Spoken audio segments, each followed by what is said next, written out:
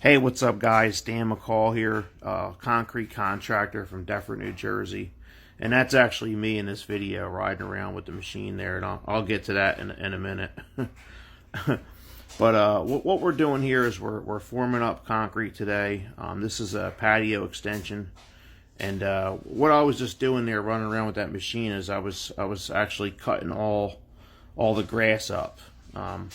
When it comes to these jobs, that's pretty much one of the hardest parts of the day is just getting the grass up, because it's heavily rooted, and that's a sod cutter. I actually own that sod cutter there.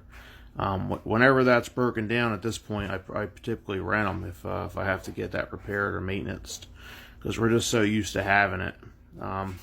So what we're doing here is we're quickly getting the grass up, and we're actually wheeling the grass out to the front. I actually have a dump trailer out front with a small ramp, and we're just wheeling it in there and just easily dumping it into there. It really makes life easier when you have the right tools. Helps you save energy, for the later task. Wheeling the concrete, finishing the concrete, and all those things.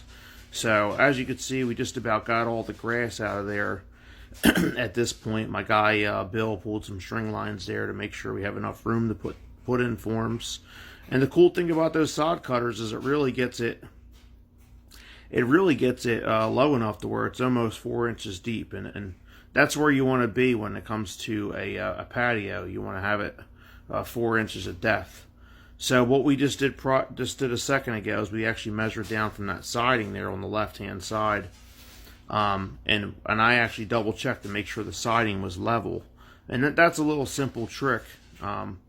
If you have siding there and you have an existing pad like we do here, basically all you do is measure down from one side, and then if it's level, you measure down from the other side, and then you have it level across the back. So that form in there was actually set at that height. So then we snapped the string line, and then same thing for the front. The front. Since we're going off an existing pad, that front form, we just have that front form level. So it makes it very easy. You're just kind of connecting the dots from there. So it really makes it a simple process. You can see my man Bill pulling string lines. I'm running up and down there with a tape measure, making sure everything's the correct height. And going through there with my come along shovel, making sure we get everything right. So that's just about it. I'll tell you this now. If you're watching this video and you want to get some more training, I actually have a link attached to this, where you can actually get my full training. I have a full detailed training, and I recommend that you get that. But for now, I'll see you on the next video, and bye for now.